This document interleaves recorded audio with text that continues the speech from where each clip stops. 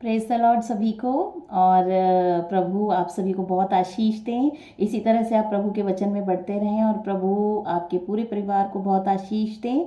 प्रभु के वचन को हम जानें और आशीष प्राप्त करें।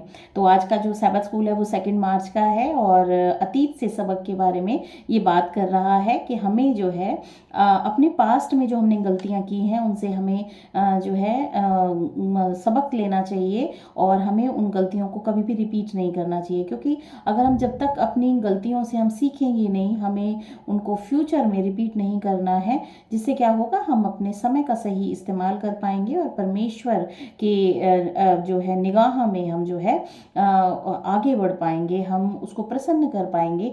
तो ये सब चीज़ें हम सीखेंगे। इजरायली कौम जो है वो किस तरीके से उसने अतीत में परमेश्वर के विरोध में कार्य किया और हम देखते हैं किस तरह से परमेश्वर की जो ताड़नाएं हैं उन पे पड़ी हैं। तो हमें भी उनसे सीखने की ज़रूरत है कि हम अपनी गलतियों को कभी भी ना दोहराएं।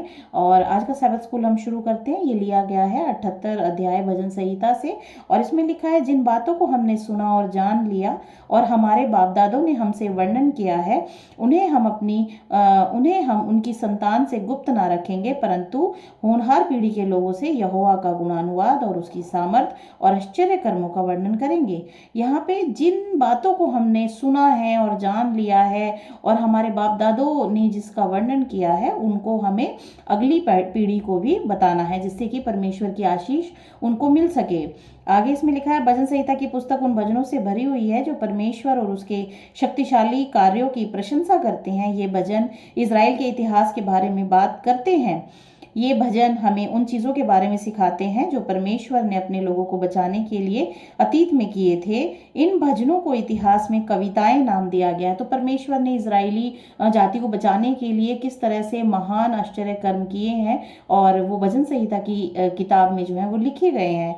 और इसमें लिखा है, इन भजनों को इतिहास में कविताएं नाम दिया गया है। इतिहास की कुछ कविताएं परमेश्वर के लोगों को उन गलतियों से सीखने के लिए कहती हैं जो उनके पिताओं ने अतीत में की थी। इतिहास की कुछ कविताएं भजन हैं। ये भजन उन अद्भुत चीज़ों के बारे में बात करते हैं जो परमेश्वर ने अपने लोगों के लिए उनके विश्वास को मजबूत बनाने के लिए की थी।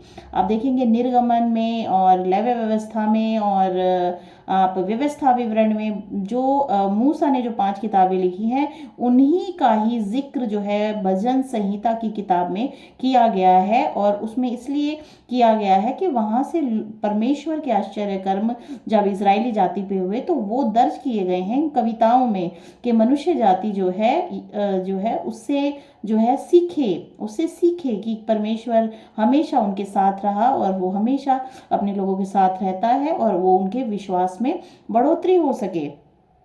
तो ये भजन उन अद्भुत चीज़ों के बारे में बात करते हैं जो परमेश्वर ने अपने लोगों के लिए उनके विश्वास को मजबूत बनाने के लिए की हैं। और इन भजनों में जो है हम देखते हैं कि स्तुति आराधना की जाती है, परमेश्वर की स्तुति आराधना करते हैं जो भजनकार हैं, और कुछ प्रार्थनाएं हैं और बहुत ही सुंदर तरीके से जो है परमेश्वर की महिमा के लिए ये भजन संहिता की किताब लिखी गई है।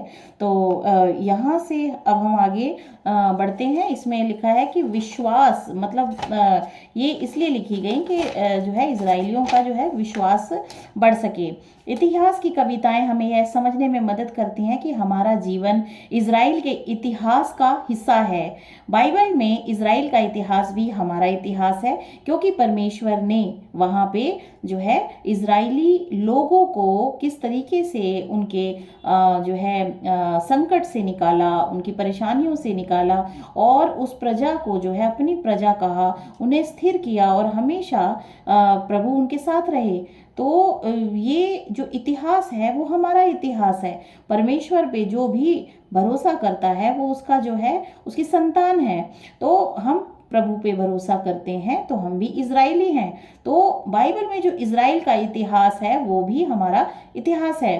परमेश्वर ने हमें अपने परिवार में अपनाया और बताया जाता है कि जिस तरह से यहूदियों के साथ अन्य जातियां भी साटी गई हैं और परमेश्वर ने जिस तरह से यहूदी कौम को अपना जो है अपनी प्रजा माना, तो आज प्रभु यीशु मसीह पे विश्वास के द्वारा हम भी उसकी प्रजा हैं। यीशु के कारण परमेश्वर ने हमें इज़राइल के लोगों का हिस्सा बनाया है। और देखिए पूरे संसार में 210 कंट्रीज़ हैं, और जो भी व्यक्ति इस पृथ्वी पर, जो भी व्यक्ति प्रभु यीशु मसीह पे विश्वास करता है वो इज़राइली कहलाता है और वो परमेश्वर की संतान है। तो हमें जो है यीशु मसीह के कारण, उस पर विश्वास के कारण परमेश्वर ने हमें इज़राइल के लोगों का हिस्सा बनाया है। रोमियो की किताब उसमें 8 अध्याय उसकी 15वीं वर्ष बताती है, क्योंकि तुमको दासत्व की आत्मा नहीं मिली कि फिर भयभीत हो, परंतु लेपालकपन की आत्मा मिली है, जिससे हम हे अब्बा, हे पिता कहकर पुकारते हैं। और इसके बाद एक और वर्ष है रोमियो अध्याय 9 उसकी 24 और 26, और गलातियो अध्याय 4 उसकी 6 और 7 में लिखा है, और तुम जो पुत्र हो, इसीलिए परमेश्वर ने अपने पुत्र के आत्मा को, जो हे अब्बा, हे पिता कहकर पुकारता है, हमारे हृदय में भेजा है। इसीलिए तू अब दास नहीं परंतु पुत्र है, और जब तू पुत्र हुआ तो परमेश्वर के द्वारा वारिस भी हुआ। यहाँ पे प्रभु यीशु मसीह के द्वारा समस्त मानव जाति को जो है परमेश्वर ने चुना है। और इस प्रकार बाइबल में इज़राइली लोगों के बारे में इतिहास, हमारे अपने आत्मिक इतिहास के बारे में भी कहानी है। हमें उनके अतीत से भी सीखना चाहिए। जिस तरह से इज़राइलियों ने हमेशा ही परमेश्वर के विरोध में कार्य किया और परमेश्वर की ताड़ना उन पर पड़ी, तो इससे हमें सीखना है कि हमें परमेश्वर की आज्ञाओं को नहीं तोड़ना है, उसकी विधियों को मानना है, उसकी आज्ञाओं को मानना है, उसको फॉलो करना है और अपने संपूर्ण जीवन में प्रभु यीशु मसीह पे विश्वास करना है। क्योंकि इज़राइली लोग बीच बीच में जो है विश्वास नहीं करते थे, वो अपनी मनमर्जी चलाते थे। तो हमें उनसे ये सीखना है कि जिस तरह से जब भी उन्होंने अपनी मनमानियाँ की हैं तो उनके ऊपर ताड़नाएं आई हैं, तो हमें अपनी मनमानी ना करके परमेश्वर की आज्ञाओं को मानना है। तो हम जो है सेफ हैं, हम सेफ हैं। प्रभु हमेशा हमारे साथ है, उसकी पवित्र आत्मा हमेशा हमारे साथ है। हमें उनके अतीत से सीखना चाहिए, तो हमें उनके अतीत से सीखना चाहिए। परमेश्वर के लोगों के रूप में अच्छे और बुरे के बीच विश्वव्यापी युद्ध में उनकी योजना में हमारी भी भूमिका है, जैसा कि पुराने नियम के समय में इज़राइलियों ने किया था।